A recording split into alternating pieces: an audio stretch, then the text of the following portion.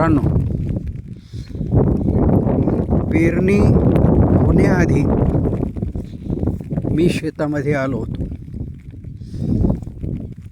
आता पेरणी होऊन पिकं एवढाली झाली, आज आलो. थोडंसं त्याचं कारण असं की माझी तब्येत शेतात येण्याच्या लायकीची त्यावेळेस नव्हती. त्यामुळे आमचे जे शेतात काम करणारे आहेत पवन, त्यांना टाकलेले फोटो, त्यांना टाकलेले व्हिडिओ यावरच समाधान मानणं आवश्यक होतं. हळद निघेल का,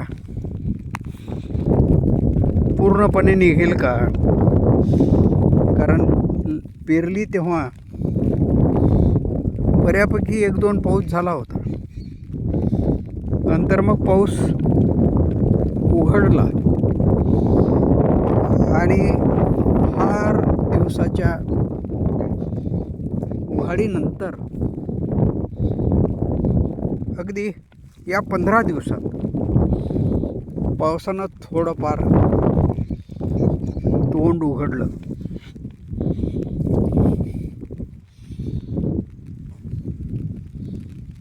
आणि माझीही जराशी असा इच्छा झाली की चला, आपली तब्येत बरी आहे, इतकी काही आपण आता न जाण्याजोगी अशक्त वगैरे नाही, म्हणून मी आज शेतामध्ये आलो. पाहतो हळद निघाली, पण काही कंद अजूनही थोडे थोडे निघत आहेत.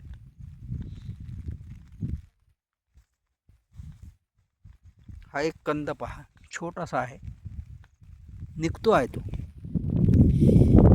निघतोय.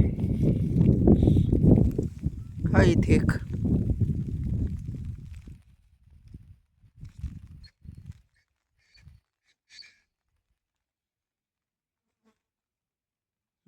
हा एक निघून राहिला. आणि हळद बऱ्यापैकी दाट आहे. यावर्षी आम्ही हळद ट्रॅक्टरने लावली होती, पण तुम्ही पाहत असाल की यात आता तणही माजलेलं आहे. आजच सकाळी पवनने हे जे द्विदल तण आहे, या तणाला मारण्यासाठी तणनाशकाची फवारणी केली. पण द्विदल तण मरेलही, पण जे एकदल तण आहे, म्हणजे ज्याला गवत म्हणतो आपण, दाखवतो मी. हे गवत याला मारता येणार नाही, कारण याच्यावर जर फवारणी केली तर हळदही मरू शकते. आणि म्हणून हळद वाचवण्यासाठी हे जे तण उरेल बाकीचं, त्याला निंदावंच लागणार. म्हणजे निंदनाचा एक फेर बराच जड जाईल असे वाटते.